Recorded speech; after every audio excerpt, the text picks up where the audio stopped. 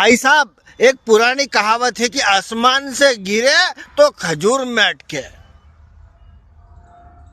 मतलब समस्या को समाधान करने गया तो नवी समस्या आएगी, पर समाधान नहीं हुयो।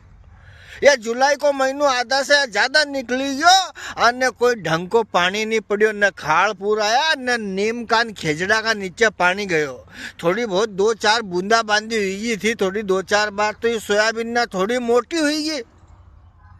तो लोग के गांव का बुजुर्ग ना कने हर समस्या को इलाज रे गया। 2-4 बुजुर्ग ना कने उनसे पूछी कि यो पानी नहीं पड़ी रही तो तमा कने कई तरकीब है कहीं पानी पटकवा की दादा।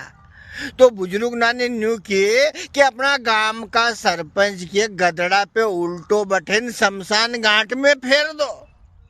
है भगवान, अब कहीं करा सरपंच 2.25 कुंटल को कहाँ को गदड़ो उनको वजन उठावे को बताओ। हाँ